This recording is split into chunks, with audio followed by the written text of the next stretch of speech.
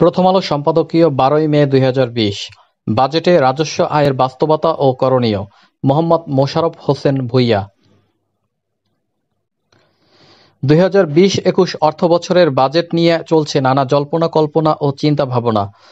বোদ্ধা অর্থনীতিবিদ ও বিশ্লেষক থেকে শুরু করে নাগরিকদের মধ্যে থেকেও বিভিন্নজন তাদের মতামত বাজেট প্রণয়নকারী মন্ত্রণালয় বা সরকারের কাছে তুলে ধরেছেন এবং বিভিন্ন পরামর্শ দিচ্ছেন।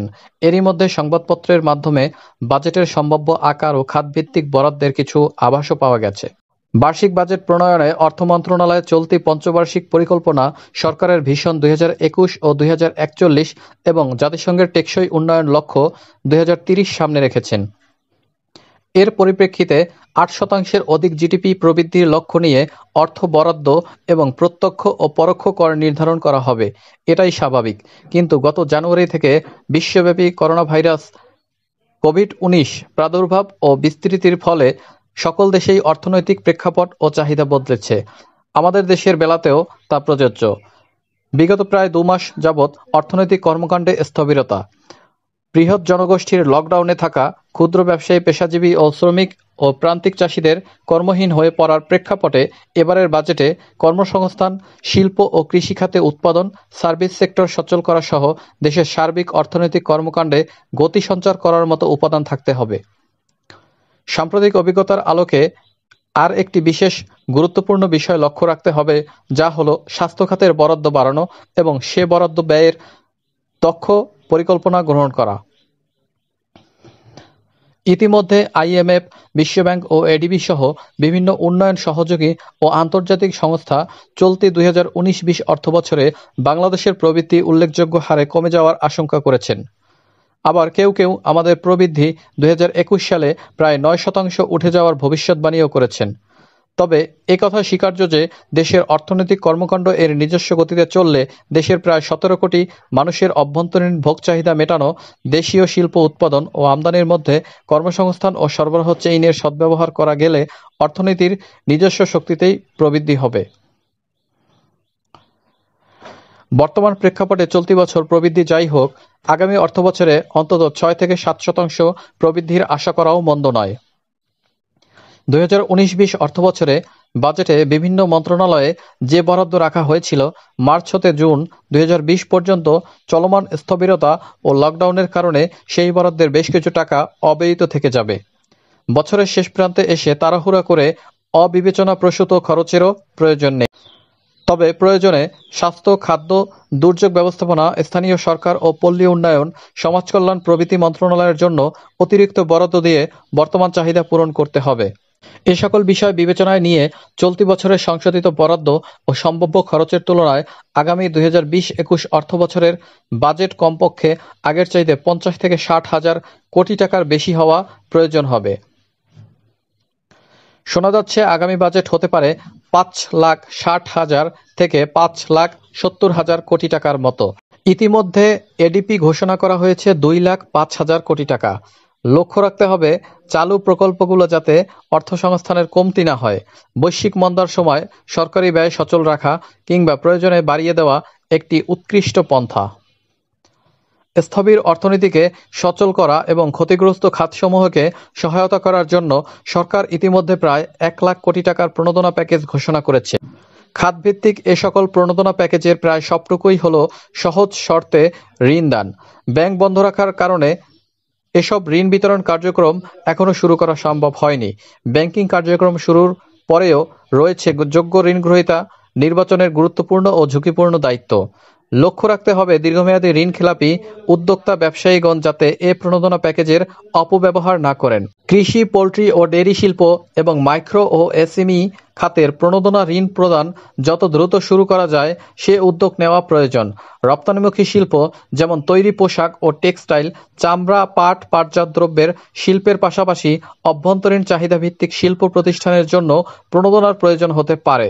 কারা এ প্রণোদনা পেতে পারেন তা নির্বাচনের জন্য সংশ্লিষ্ট মন্ত্রণালয়, ব্যবসায়ী সংগঠন, কেন্দ্রীয় ব্যাংক ও কমার্শিয়াল ব্যাংকের প্রতিনিধি সমন্বয়ে খাতভিত্তিক কমিটি গঠন করে অবিলম্বে কাজ শুরু করতে হবে। প্রণোদনা প্যাকেজের অর্থসংস্থানের কাজটি বাংলাদেশ ব্যাংকের প্রসারিত আর্থিক নীতি অবলম্বন করে করা দরকার। এখন বাজেটের সম্ভাব্য অর্থসংস্থানের বিষয়ে আলোচনায় আসা যাক। বার্ষিক উন্নয়ন কর্মসূচি বা এডিপির জন্য কি পরিমাণ বৈদেশিক সহায়তার ব্যবস্থা করা যায় তা দেখে থাকে অর্থনৈতিক সম্পর্ক বিভাগ। আজকাল সাধারণত এডিপি বরাদ্দের 20 থেকে 25% বেশি বৈদেশিক সহায়তা সংস্থান করা যায় না। তবে আসন্ন বাজেটে পাশ হয়ে যাওয়ার পরেও উন্নয়ন সহযোগী সংস্থানগুলোর সঙ্গে দেন দরবার করে অতিরিক্ত বাজেট সহায়তা চেষ্টা করা যেতে পারে। বাজেটের খরচের প্রায় 65% সংস্থান ধরা হয় জাতীয় রাজস্ব বোর্ডের প্রত্যক্ষ ও পরোক্ষ কর বাবদ অভ্যন্তরীণ সম্পদ সংগ্রহ থেকে। সেজন্য বাজেট প্রণয়নের সময় অর্থ বিভাগ রাজস্ব সংগ্রহের লক্ষ্যমাত্রা নির্ধারণ করে দেয়। সাধারণত বাজেট ঘাটতি 5% মধ্যে সীমাবদ্ধ রেখে সম্ভাব্য আয় ব্যয় সমন্বয় করে রাজস্ব লক্ষ্যমাত্রা ঠিক করা হয়। তাই বাজেটের আকার বড় হলে রাজস্ব সংগ্রহের লক্ষ্যমাত্রাও বড় হয়। সাধারণত সরকারের সামনে উচ্চ প্রবৃদ্ধির আকাঙ্ক্ষা থাকে বিধায় সামর্থ্যের তুলনায় অর্জনের টার্গেটটিও উচ্চাভিলাষী হয়ে থাকে। ফলে দেখা যায় রাজস্ব সংগ্রহের লক্ষ্যমাত্রা বিগত বছরের প্রকৃত রাজস্ব সংগ্রহের তুলনায় 40%-এরও অধিক ধরা হয়। বাস্তবে বড়জোর 16 থেকে 18% প্রবৃদ্ধি অর্জন সম্ভব হয় যদি দেশের অর্থনৈতিক কর্মকাণ্ড স্বাভাবিকভাবে সচল থাকে। কিন্তু প্রতি বছর কোনো না কোনো প্রতিবন্ধকতার কারণে রাজস্ব সংগ্রহের প্রবৃদ্ধি অর্জন সম্ভব হয়ে ওঠে। এর উপর বিভিন্ন সেক্টরে শুল্ক কর ও ভ্যাট ছাড় তো আছেই।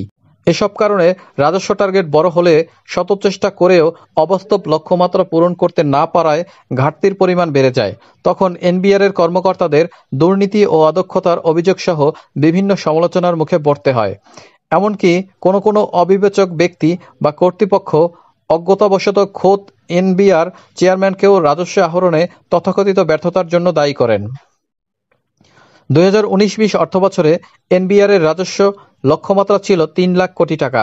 এনবিআর-এর চেয়ারম্যান হিসেবে আমার বিগত 2018-19 অর্থবছরের বাজেট প্রণয়ন অভিজ্ঞতা শিল্প উদ্যোক্তা ও ব্যবসায়ী সংগঠনের সঙ্গে ও বিভিন্ন থিঙ্ক ট্যাঙ্ক ও অর্থনীতিবিদদের সঙ্গে আলাপ আলোচনা করে সর্বোপরি মাননীয় প্রধানমন্ত্রী ও অর্থমন্ত্রীর দিক নির্দেশনা নিয়ে 2019-20 অর্থবছরে যাতে সর্বোচ্চ কাঙ্ক্ষিত রাজস্ব লক্ষ্যমাত্রা অর্জন করা যায় সেইরূপ একটি শুল্ক কর ও ভ্যাট নীতি প্রণয়ন করা হয়েছিল। 2012 সালে প্রণীত ভ্যাট আইন বাস্তবায়ন বেশ কয়েক বছর স্থগিত থাকার পর ব্যবসায়ীদের সঙ্গে আলোচনা করে কতিপয় সংশোধন সহ 1 জুলাই 2019 তারিখ থেকে কার্যকর করা হয়। কিন্তু বছরের প্রথম থেকেই আমদানি রপ্তানির ঋণাত্মক ও নিম্ন প্রবৃদ্ধি, অভ্যন্তরীণ উৎপাদন ও ব্যবসা বাণিজ্য ধীরগতির কারণে রাজস্ব সংগ্রহে কাঙ্ক্ষিত গতি লক্ষ্য করা যায়নি। তা সত্ত্বেও 2020 সনের জানুয়ারি পর্যন্ত রাজস্ব সংগ্রহের প্রবৃদ্ধি 6% অর্জিত হয়েছে। এর মধ্যে প্রশাসনিক আদেশের মাধ্যমে নতুন ভ্যাট আইন বাস্তবায়নের কিছু অসঙ্গতি দূর করা হয়েছে। ভ্যাট অনলাইন প্রকল্পের মাধ্যমে ব্যবসায়ীদের বাধ্যতামূলক রেজিস্ট্রেশনের আওতায় আনা হয়েছে। এবছর থেকেই উল্লেখযোগ্য সংখ্যক বড় বড় ব্যবসা প্রতিষ্ঠানের ভ্যাট সংগ্রহে স্বয়ংক্রিয় ইলেকট্রনিক ফিসকাল ডিভাইস মেশিন স্থাপনের কার্যক্রম নেওয়া হয়েছিল।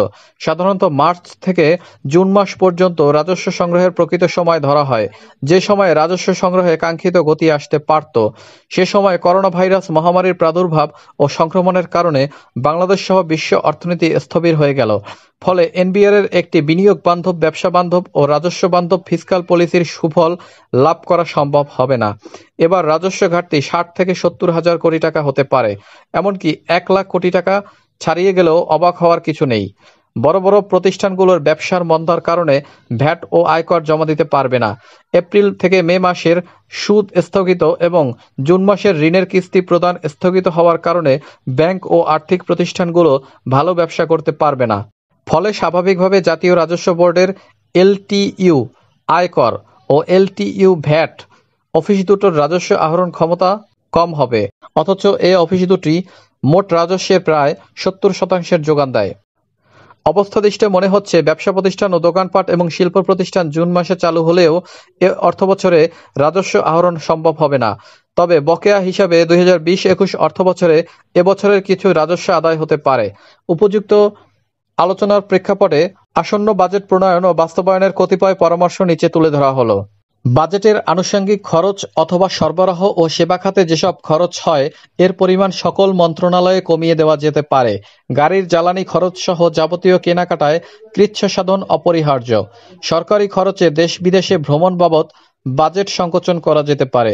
স্বাস্থ্য খাতে বাজেট বরাদ্দ বৃদ্ধির পাশাপাশি ব্যয়ের ক্ষেত্রে স্বচ্ছতা ও জবাবদিহিতার অনুশাসন থাকতে হবে। বর্তমান কোভিড-19 চিকিৎসা ও ডাক্তারদের ব্যবস্থাপনা করতে গিয়ে স্বাস্থ্য খাতের দুর্বলতা প্রকট হয়েছে। উচ্চ দামে অপ্রয়োজনীয় যন্ত্রপাতি ক্রয় করে সরকারি হাসপাতালে বছরের পর বছর ফেলে রাখার রিপোর্ট যেমন রয়েছে, তেমনি বর্তমানে করোনার চিকিৎসা করতে গিয়ে প্রয়োজনীয় ভেন্টিলেটর, আইসিইউ যন্ত্রপাতি, অক্সিজেন ইত্যাদির অভাব পরিলক্ষিত হচ্ছে। ডাক্তার, নার্স ও স্বাস্থ্যকর্মীর নিয়োগ বদলিতে রাজনৈতিক সংগঠনের ভূমিকা চিরতরে বন্ধ করতে হবে। ওষুধ কোম্পানি ও ডাক্তারদের মধ্যে একটি ওপেন সিক্রেট আঁতাতের কথা শোনা যায়, যা দূর করা প্রয়োজন। আসন্ন মন্দা ও দুর্ভিক্ষাবস্থা মোকাবিলায় সামাজিক সুরক্ষা খাতের বরাদ্দ বৃদ্ধি সহ উপকারভোগীর সংখ্যা বাড়ানো প্রয়োজন হতে পারে। শোনা যাচ্ছে আসন্ন 2020-21 অর্থবছরে বাজেটে রাজস্ব লক্ষ্যমাত্রা হতে পারে 3,30,000 কোটি টাকা, যা এ বছরের সংশোধিত লক্ষ্যমাত্রার তুলনায় 10% বেশি। 2019-20 অর্থবছরের প্রকৃত রাজস্ব আহরণের পরিমাণ আরও 2 মাস পর জানা যাবে। প্রকৃত আহরণের চেয়ে এবারের লক্ষ্যমাত্রা 40% অধিক হতে পারে। জাতীয় রাজস্ব বোর্ডের রাজস্ব নীতিমালা প্রণয়নের ক্ষেত্রে নিচের বিষয়গুলোর প্রতি দৃষ্টি দেওয়া হলে বিনিয়োগ বৃদ্ধি ও রাজস্ব সংগ্রহ দুটিতেই ইতিবাচক ফল পাওয়া যেতে পারে। রাজস্ব নীতির ধারাবাহিকতার বিষয়টি খুবই গুরুত্বপূর্ণ। শুল্ক কর ও মূসক হার কয়েক বছর বলবৎ থাকলে বিনিয়োগকারী ও ব্যবসায়ীদের পরিকল্পনা গ্রহণ ও বাস্তবায়নে সুবিধা হয়। প্রত্যক্ষ করের ক্ষেত্রে নতুন কর আরোপ বর্তমান পরিস্থিতিতে সফল হবে না, বরং চলতি কর হার, কর অবকাশ সুবিধা সবই আগের মতো বহাল রাখা যেতে পারে। নীতি নির্ধারণী পর্যায়ে ব্যবসায়ীদের অনুপ্রবেশের কারণে এনবিআর-এর ওপর কর্পোরেট কর হার কমানোর রাজনৈতিক চাপ আসতে পারে। কর্পোরেট কর হার কমানো হলে কর রাজস্ব সংগ্রহে যে ঘাটতি হবে তা অন্য কোনো উপায়ে স্বল্প সময়ে পূরণ করা সম্ভব হবে না। দীর্ঘ সময় লকডাউনের ফলে কর মামলা নিষ্পত্তির ক্ষেত্রে অনিচ্ছাকৃত বিলম্ব হতে পারে। প্রথম আলো সম্পাদকীয় 12 মে 2020। বাজেটে রাজস্ব আয়ের বাস্তবতা ও করণীয়। মোহাম্মদ মোশাররফ হোসেন ভূঁইয়া। 2020-21 অর্থবছরের বাজেট নিয়ে চলছে নানা জল্পনা কল্পনা ও চিন্তা ভাবনা। বোদ্ধা অর্থনীতিবিদ ও বিশ্লেষক থেকে শুরু করে নাগরিকদের মধ্যে থেকেও বিভিন্ন জন তাদের মতামত বাজেট প্রণয়নকারী মন্ত্রণালয় বা সরকারের কাছে তুলে ধরেছেন এবং বিভিন্ন পরামর্শ দিচ্ছেন। এরই মধ্যে সংবাদপত্রের মাধ্যমে বাজেটের সম্ভাব্য আকার ও খাতভিত্তিক বরাদ্দের কিছু আভাসও পাওয়া গেছে। বার্ষিক বাজেট প্রণয়নে অর্থ মন্ত্রণালয় চলতি